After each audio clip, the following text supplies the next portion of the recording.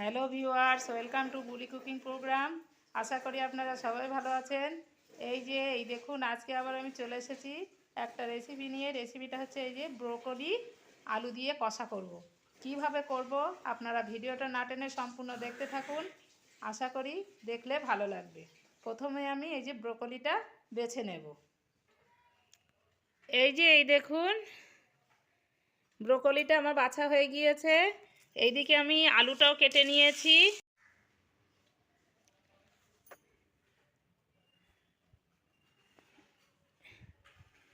এই যে আমি এখন এইগুলো মশলাটা প্রথমে আমি বেটে নেব। তার জন্য এই যে পেঁয়াজ নিয়ে নিয়েছি, রসুন নিয়ে নিয়েছি, কাঁচা লঙ্কা নিয়ে নিয়েছি, আদা কুচি নিয়ে নিয়েছি আর গোটা জিরে। আর এইদিকে এই যে আলুটাও কেটে নিয়েছি, আর দুটো টমেটো নিয়ে নিয়েছি। আর এই যে ব্রোকলিটাও বেছে নিয়েছি। এখন আমি প্রথমেই মশলাটা বেটে নেব। এই দেখুন, ব্রোকলিটা আমি ধুয়ে নিয়ে চলে এসেছি। এইদিকে আমার মশলাটাও করা হয়ে গিয়েছে। এই যে এখন আমি মশলাটা ঢেলে নেব।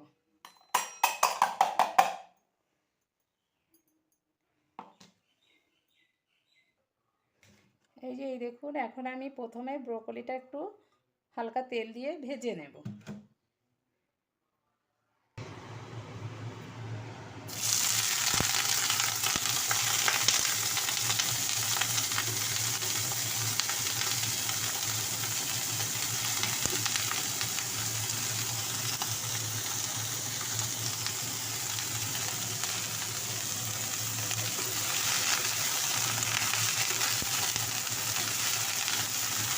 এখানে আমি এটাকে ভাজা ভাজা করে নেব।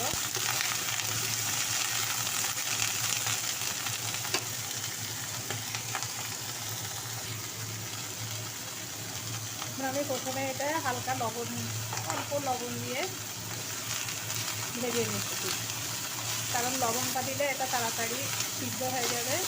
সেই জন্য আমি এখানে একটু লবণ দিয়ে নেব।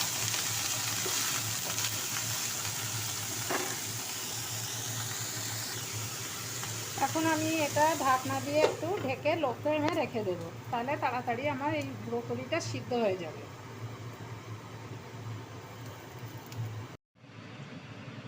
এই দেখুন, ব্রোকলিটা আমি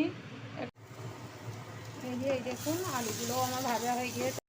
এই যে আলুগুলো আমি ভেজে তুলে নিয়েছি। এখন আমি কড়াইতে তেল দিয়ে দিচ্ছি। এই যে আলু আর ব্রোকলিটা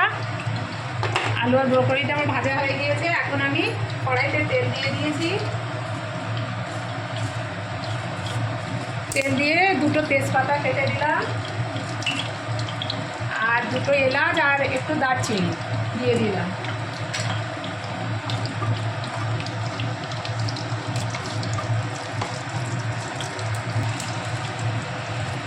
এখন আমি এই যে পেঁয়াজ কুচিটাও দিয়ে দিচ্ছি।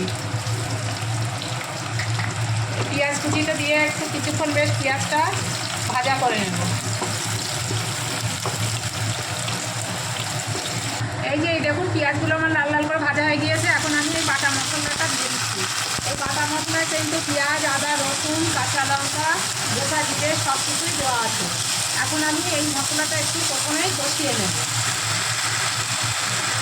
এই দেখুন, মশলাটা আমার একটু কষানো হয়ে গিয়েছে। এখন আমি এতে এই যে দুটো টমেটো বেটে রেখে দিয়েছিলাম সেইটা দিয়ে দিলাম। এই টমেটো দেওয়ার পরে পরিমাণ মতো লবণ,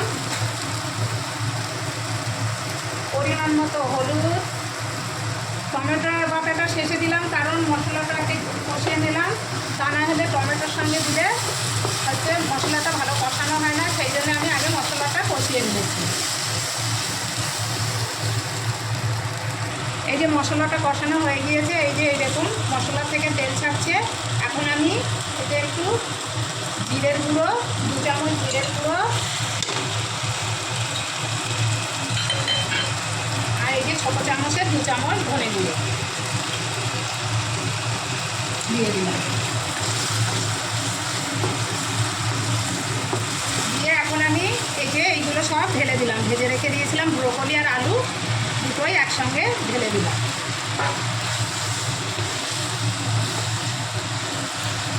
এই ব্রোকলি কষা কিন্তু এইভাবে করলে খেতে খুবই ভালো লাগে।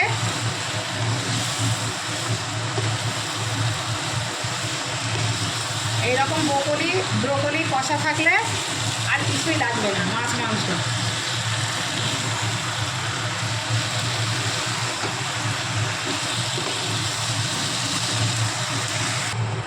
এই দেখুন আমি এতে কিন্তু সামান্য একটু জল দিয়েছি, জল দিয়ে এখন আমি এই যে ঢাকনা দিয়ে ঢেকে রেখে দেবো মিনিট 5-6 মতো।